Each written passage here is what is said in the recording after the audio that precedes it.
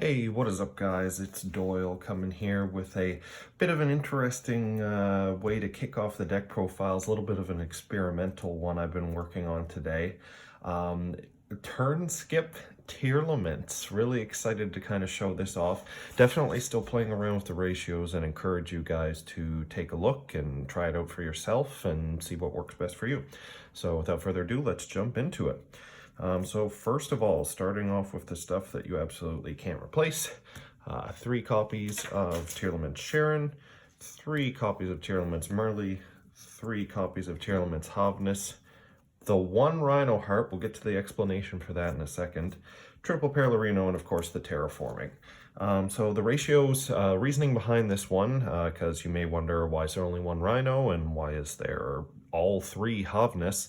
You really want to maximize on your fusion mills for this build because you're going to be going into the new Dark World fusion. Definitely don't want to miss. And also, Rhinos here more just for the flexibility of going into Kaleido if you do need to play the game in some circumstances. But realistically, this deck, as you'll see, does run more normal summons than you usually would other than Rhino, so you really don't want to draw him much. You may even want to consider cutting him if you're finding that you are consistent enough with the ratios you end up going with, and which again you'll see here in a moment of what I'm speaking towards. You may want to cut him entirely for something more flexible in the extra deck as well. And of course, I mean, Perlarino, Terraform, what can you say? This card may get banned soon, we'll see. Obviously, you may want to consider some substitutions with that as well, depending on what happens. So next, your fairy package, triple Mudora, triple Keldo, triple Kelbeck, and only the 1 Agido. Playing around with the ratios on this one as well. These cards absolutely fantastic. You do want to hit your mills. Specifically for the rest of the fairy package, we're also playing 1 Diviner and 1 Herald. The Diviner is just to open up really great extra deck options like Barone. You may want to even send a Garura in some fringe cases. And we're playing lots of fairies in general because we really want to, with Herald, because it feels great. Obviously, Herald discard Kelbeck or Agido's one of the best plays in the game right now. While we still have that card. One question you may have, why are we only playing the 1 Agido? Definitely still working on tuning the ratios. You may want to consider moving that to 3, and I mean, you could even cut these 2 to replace that. I'm not wanting to have too many of the hand millers in my opening hand. I do find you want to put bodies on the field, so we're maxing out on the ones that summon. Best case, we do get free mills off of it, but you don't want to open like 2 Kelbeck or 2 Agido because you're gonna need lots of cards in your hand, as you'll see shortly where we get to the fun stuff. So what are the new additions? Because right now we're just playing Tier Ishizu, right?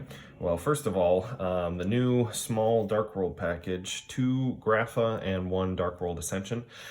Playing 2 Grapha doesn't feel great. Obviously, you don't want to draw them, but with Bystials running around, you pretty much have to play it at this ratio. Dark World Ascension feels great to mill. This can let you recycle, this can let you discard Grapha from your hand to grave if you want to just get it out so it's set up in grave for fusion access. As well, it's sometimes you just need a manual fusion. And fun fact, that's actually the other fringe case why this card is in here with Kaleido. Kaleido's actually a fiend. You can fusion summon Kaleido Heart manually if you need to, if you find you're stuck in some kind of weird edge case hand scenario. So it does come up, but you do always want to mill Graph and you do want to have it set up in the grave. So this is kind of a necessity for now. If you're feeling risky, you could maybe cut it to 1, but right now I'm playing with 2. So the meat and potatoes of the deck. So now we're getting into some wacky things that people definitely aren't playing in Tearlaments. First of all, 3 copies of Tri-Brigade Kit, 2 copies of Nerval, and 2 copies of Karas. Yeah, we're playing a Good sized tri-brigade package here. So let's kind of explain the thought process here and why you're only seeing these three instead of a Keras as well. Keras obviously feels great for pure tri-brigade. You know, it's basically a one card discard and you get your whole setup. In this deck, you don't want to discard Keras. You want to hit these cards off of mills so you can get additional plus. You know, obviously that's why we're running 3 Kit. Kit kickstarts the whole chain, which Kit send Nerval, Nerval add Keras. You want to search Keras. You don't necessarily want to mill all of your Keras. That's why you're playing 2. And at worst case scenario, if you do happen to mill both of them, thankfully you can still use, you know, things like Sprite Elf to get them back. We'll get to that in a moment. But the main point is you always want to mill a Kit. And at the end of your combo, you always want to have 4 Tri-Brigade, or I should say Beast, Wing Beast, and Beast Warrior monsters in the grave.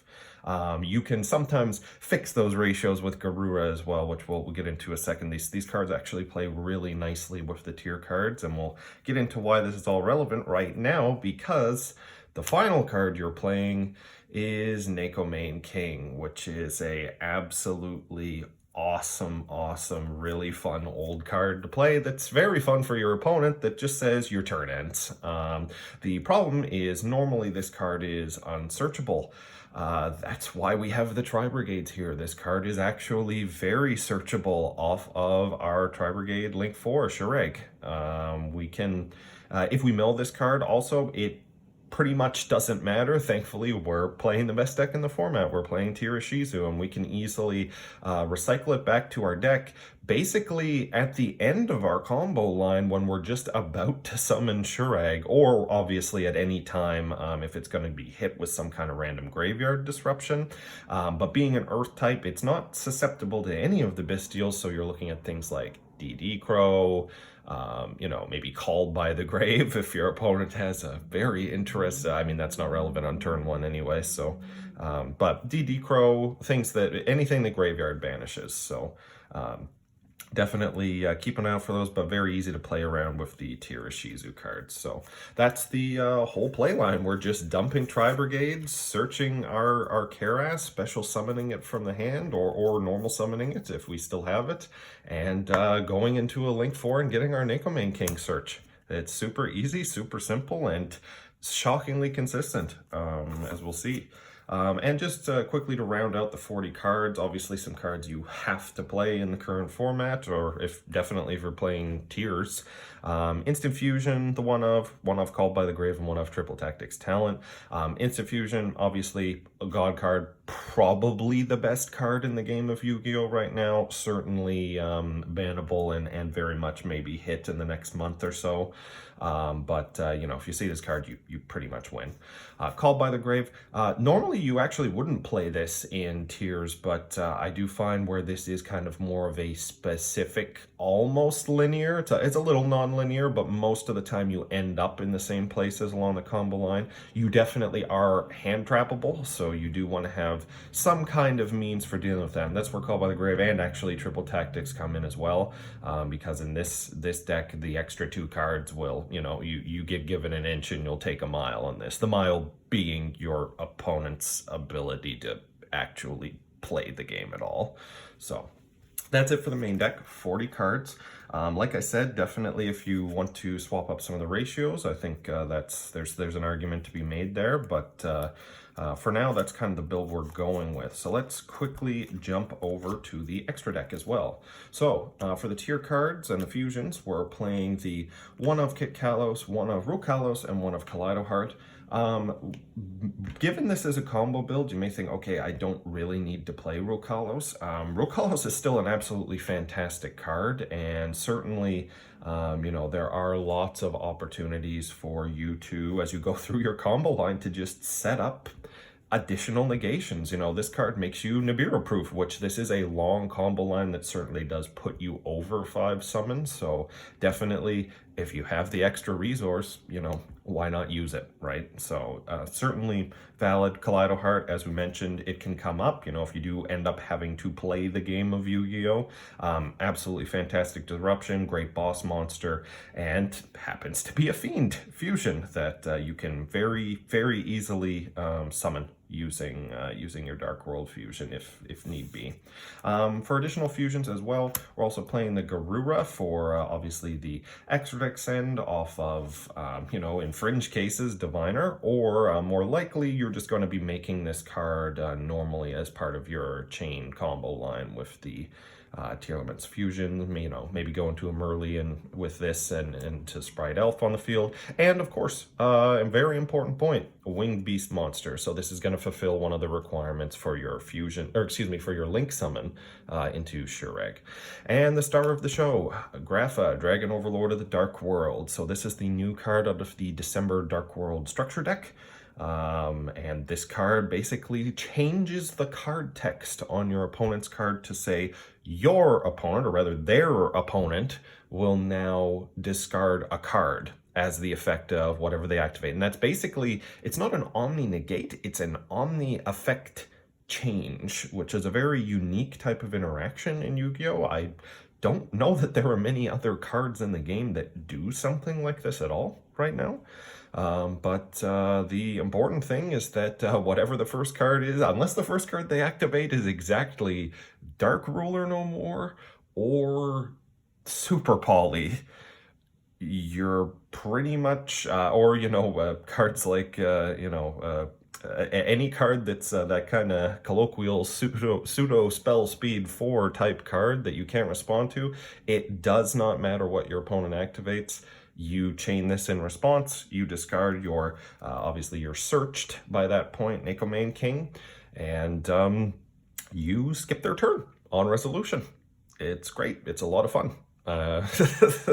For them, but really cool combo line, definitely a really strong setup. If you open the best of the best, you can protect this card from targeting with Sprite Elf, and usually you'll have either you obviously want to prioritize Barone just because it's an Omni-Negate for an extra protect, but you have Rukalos, Baron, you can make this card resolve very easily. So really cool, really good stuff.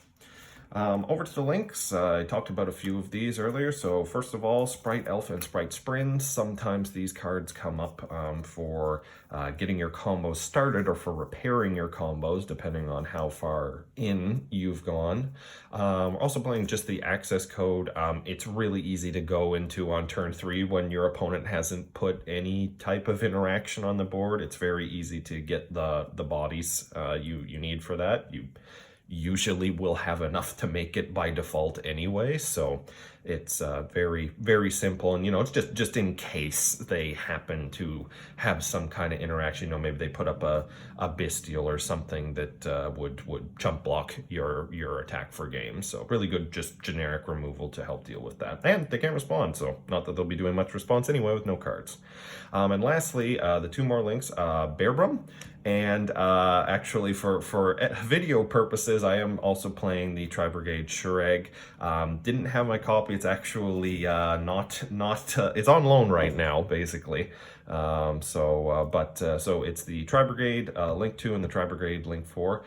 This one doesn't particularly matter. It can be Bearbrum or Farrajet. It's not really relevant. The important point is that you do need a Link 2, because basically you're going to be normal summoning out your Keras that you've searched with 4 of your Links in Grave.